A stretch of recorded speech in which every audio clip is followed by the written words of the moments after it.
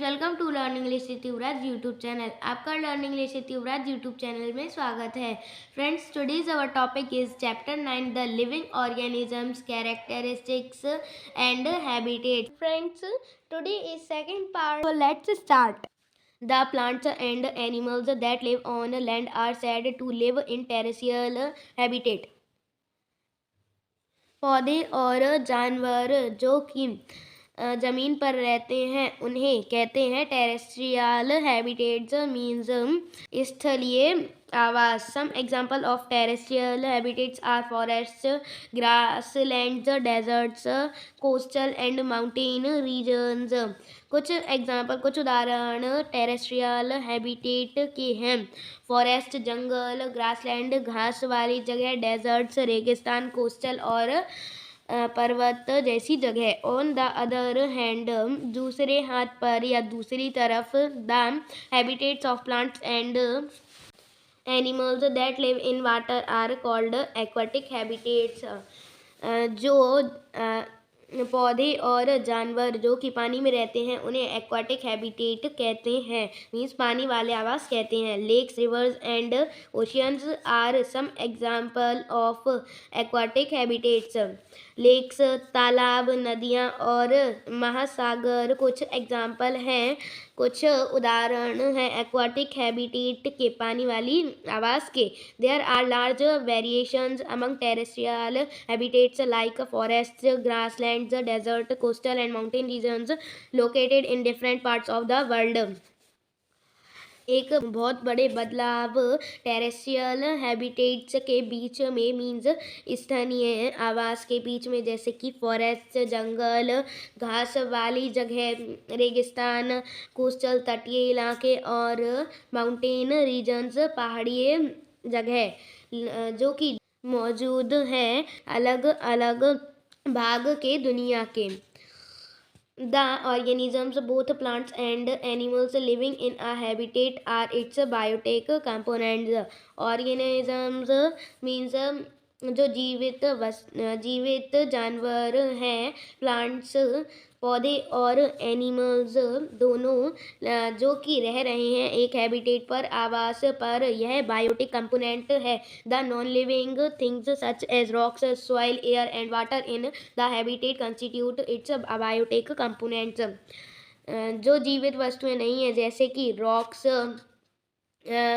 पत्थर, मिट्टी, हवा और पानी, हैबिटेट में जब रहती हैं, मीन्स आवास में रहते हैं, यह अबायोटिक कंपोनेंट रहते हैं। आज सनलाइट एंड हीट अबायोटिक और अबायोटिक कंपोनेंट्स। क्या सनलाइट, सूरज की रोशनी और गर्म बायोटिक कंपोनेंट है या फिर अबायोटिक कंपोनेंट है?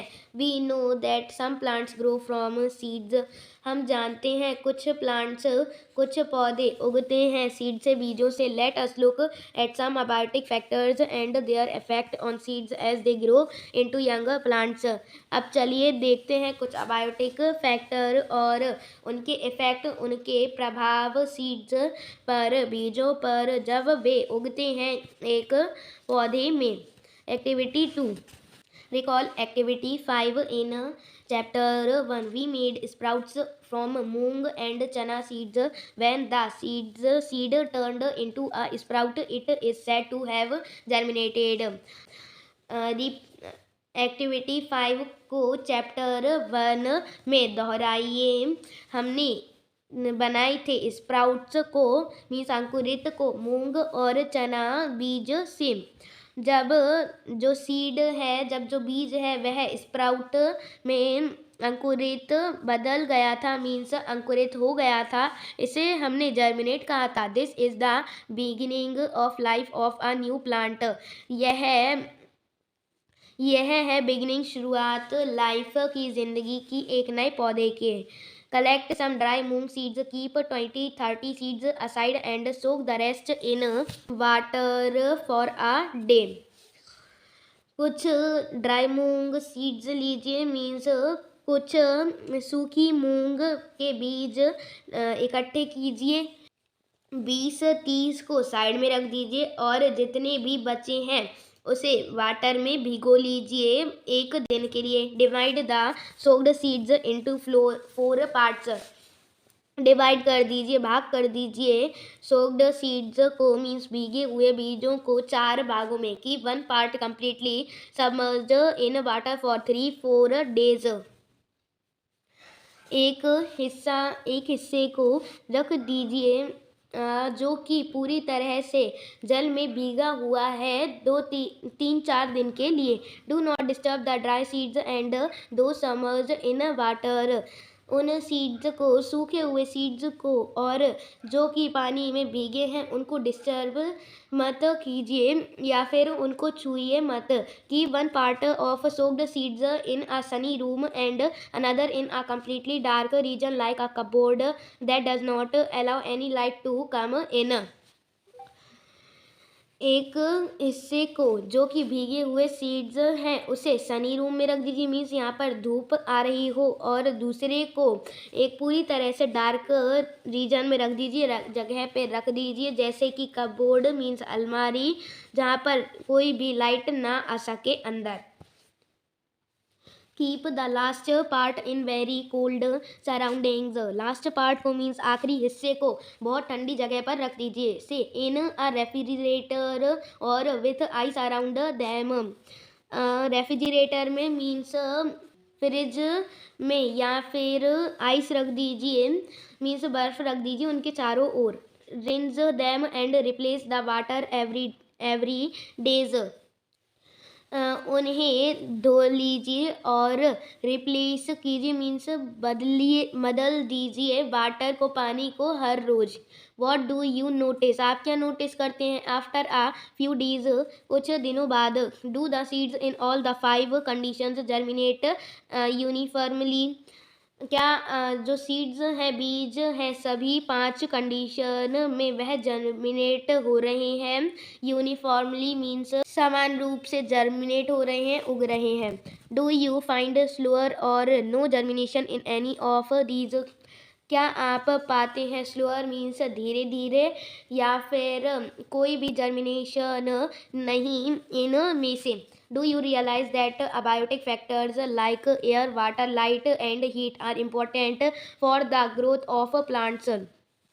क्या आप रियलाइज करते हैं मीन्स महसूस करते हैं अबायोटिक फैक्टर्स जैसे कि air, water, light and heat important होते हैं, महत्वपूर्ण होते हैं प्लांट की ग्रोथ के लिए, पौधे के बढ़ाव के लिए। इनफैक्ट वास्तव में abiotic factors are important for all living organisms.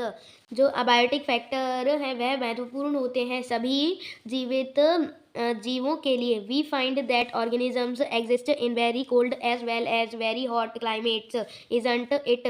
हम पाते हैं कि ऑर्गेनिजम्स जीव एग्जिस्ट करते हैं मीन्स होते हैं सभी बहुत कोल्ड में मीन्स बहुत ठंडी जगह पर, साथ ही साथ बहुत गर्म क्लाइमेट्स में, मौसम में। इजंट इट, क्या ऐसा नहीं है? How do they manage to survive, वे कैसे मैनेज कर लेते हैं मीन्स वे कैसे संभाल लेते हैं। सर्वाइव मीन्स जीना। Adaptation is the method by which organisms get well adjusted to the climate. Adaptation एक मेथड है, एक विधि है जिससे जो ऑर्गेनिजम्स जीवित जीव हैं वह सही रहते हैं और एडजस्टेड रहते हैं क्लाइमेट में मीन्स मौसम में। ओके फ्रेंड्स, आज के लिए बस इतना ही। यह था हमारा part first. Next part will come soon. Bye bye, have a nice day. Adaptation does not take place in a short time because the abiotic factors of a region also change very slowly. जो प्राकृतिक आवास है वह घटित नहीं हो सकती है एक कम समय में, क्योंकि जो अबायोटिक फैक्टर्स हैं इस रीजन के, इस जगह के, वे बहुत धीरे धीरे बदलते हैं।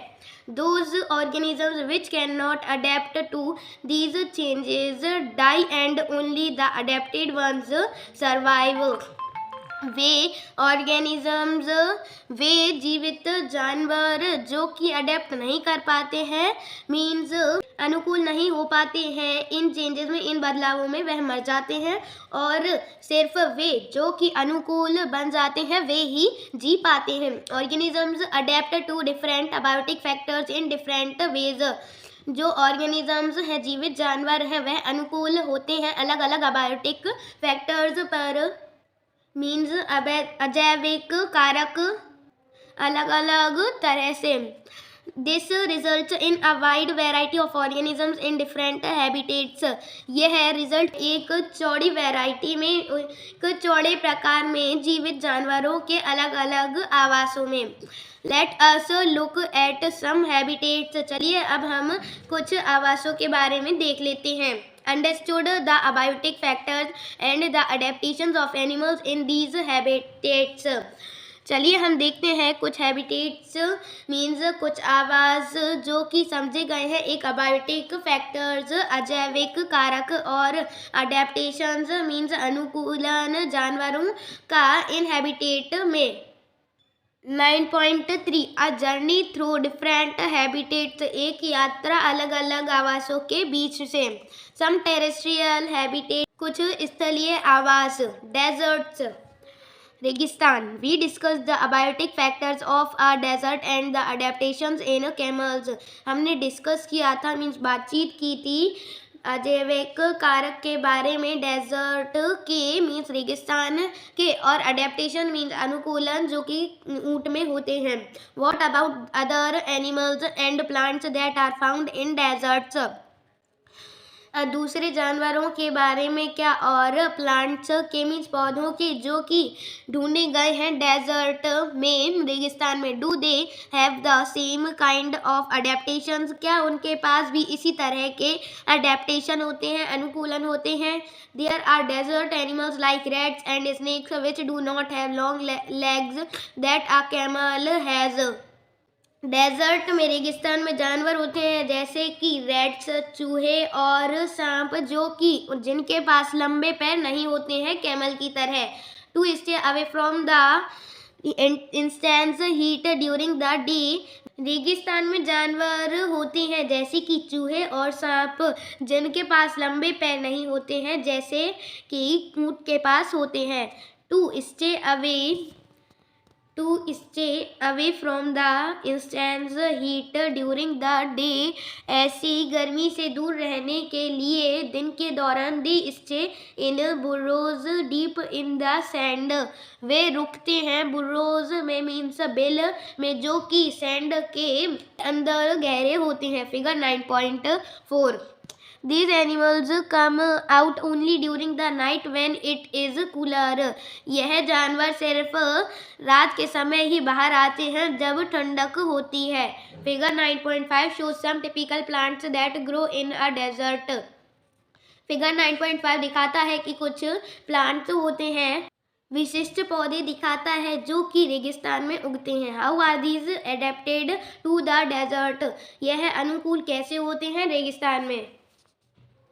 Activity 3 bring a potted cactus and a leafy plant to the classroom। एक कैक्टस का पौधा लाइए जो कि मिट्टी और पॉट में है मीन्स मटके में है, और एक लीफी प्लांट मीन्स जिसमें पत्तियां हैं वो वाला प्लांट क्लास रूम में मीन्स कक्षा में। Tie polythene bags to some parts of the two plants. Tie कर दी मीन्स बांध दीजिए पॉलीथीन बैग्स को कुछ पार्ट्स में दो प्लांट के। As was done for activity 4 in chapter 7। जैसा कि एक्टिविटी 4 चैप्टर 7 की एक्टिविटी 4 में कराया गया था। Where we study transpiration in plants, जहां हमने पढ़ा था ट्रांसपिरेशन प्लांट्स में, पौधों में। Leave the potted plants in the sun and observe after a few hours. Potted plant को छोड़ दीजिए मीन्स जो मिट्टी में गड़े हैं उन पौधों को छोड़ दीजिए धूप में और कुछ घंटों बाद देखिए। व्हाट डू यू सी, आप क्या देखते हैं। Do you notice any difference in the amount of water collected in the two polythene bags. क्या आप देखते हैं कोई भी डिफरेंस मीन्स कोई भी बदलाव इस अमाउंट में, मात्रा में पानी की जो कि कलेक्ट किया गया है, इकट्ठा किया गया है दो पॉलीथीन बैग्स में। Desert plants lose very little water through transpiration. जो डेजर्ट प्लांट्स हैं मीन्स रेगिस्तान के पौधे हैं वे बहुत कम पानी छोड़ते हैं ट्रांसपिरेशन के जरिए।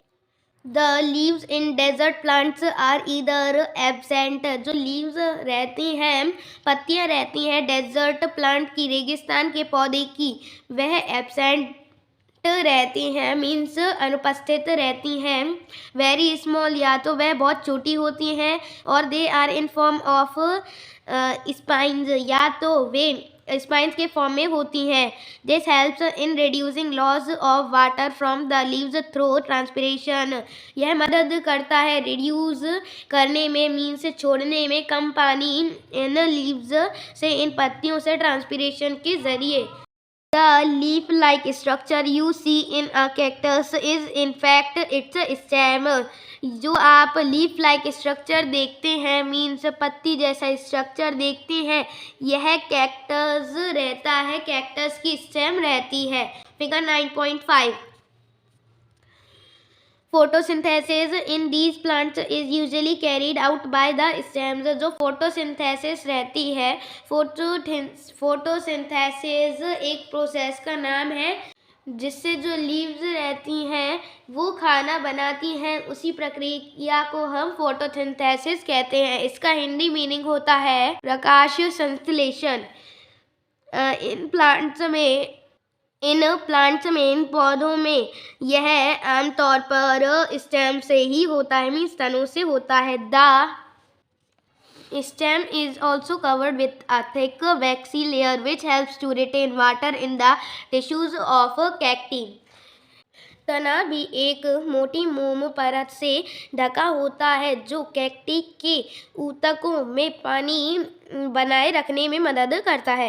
Most desert plants have roots that go very deep into the soil for absorbing water. बहुत से डेजर्ट प्लांट रेगिस्तान के पौधों के पास रूट्स होती हैं, जड़ें होती हैं जो कि बहुत अंदर चले जाते हैं मिट्टी में पानी सोखने के लिए। Mountain regions. These habitats are normally very cold and windy. यह हैबिटेट, यह आवास आमतौर पर बहुत ठंडे होते हैं और हवा वाले होते हैं। इन सम एरियाज, कुछ एरियाज में, कुछ जगहों में स्नोफॉल में take place in winters. Snowfall गिरती है मीन्स बर्फ गिरती है कुछ जगहों पर विंटर्स में, सर्दियों में। There is a large variety of plants and animals living in the mountain regions. बहुत बड़ी वैरायटी होती है, प्रकार होते हैं पौधों के और जानवरों के जो कि माउंटेन रीजन में रहते हैं। Have you seen the kind of trees shown in figure 9.6? क्या आपने देखे हैं इस तरह के पेड़ जो कि फिगर 9.6 में दिखाए गए हैं? If you live in a mountain region or have visited one, you may have seen a large number of such trees. यदि आप माउंटेन रीजन में मीन्स पहाड़ी इलाके में या रह रही हैं या फिर आपने किसी भी एक को विजिट किया है, घूमा है, तो आपने देखा होगा बहुत बड़ी संख्या में ऐसे पेड़ों की। But have you ever noticed such trees naturally growing in other regions? आपने देखा है, लेकिन क्या आपने कभी देखा है ऐसे पेड़ों को जो कि प्राकृतिक रूप से उग रहे हैं दूसरे रीजन्स में, दूसरी जगहों में? How are these trees adapted to the conditions prevailing in their habitat? पेड़ कैसे अनुकूल हो जाते हैं ऐसी कंडीशन में, ऐसी स्थितियों में जो कि प्रचलित हो रही हैं इन हैबिटेट में, आवासों में। These trees are normally cone shaped and have sloping branches. These trees are normally cone shaped and have sloping branches. यह पेड़ आमतौर पर कोन शेप के होते हैं और इनके पास ढलानदार ब्रांचेज होती हैं, टहनियाँ होती हैं। The leaves of some of these trees are needle like. यह पत्तियाँ इन पेड़ों की पत्तियाँ नीडल जैसी होती हैं, सुई जैसी होती हैं।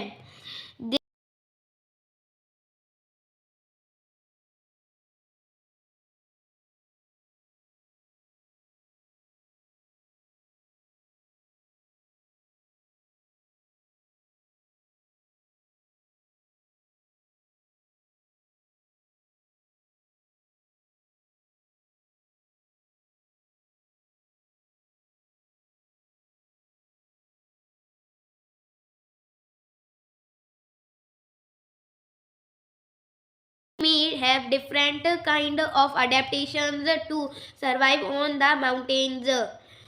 वे शायद अलग तरह के होते हैं अडेप्टेशंस में, अनुकूलन में, माउंटेन्स पर सर्वाइव करने के लिए, मीन्स पहाड़ों पर सर्वाइव करने के लिए। Animals living in the mountain regions are also adapted to the conditions there. जानवर जो कि पहाड़ी इलाकों में रह रहे हैं वे अडेप्टेड है, मीन्स अनुकूल है इन कंडीशंस में, वहाँ की स्थितियों में। Figure 9.7 They have thick skin or fur to protect them from cold. उनके पास थिक स्किन होती है, मोटी स्किन होती है, या फिर फर होते हैं, मीन्स बाल होते हैं बड़े बड़े, उन्हें ठंड से बचाने के लिए। फॉर एग्जाम्पल जैसे कि yaks have long hair to keep them warm. Yaks के पास लंबे बाल होते हैं उन्हें गर्म रखने के लिए। Snow leopard has thick fur on its body. Snow leopard होता है, मीन्स बर्फीला तेंदुआ होता है, उस पर थिक मोटा फर रहता है इसकी बॉडी पर। ओके फ्रेंड्स, आज के लिए बस इतना ही। Next part will come soon. Bye bye, have a nice day.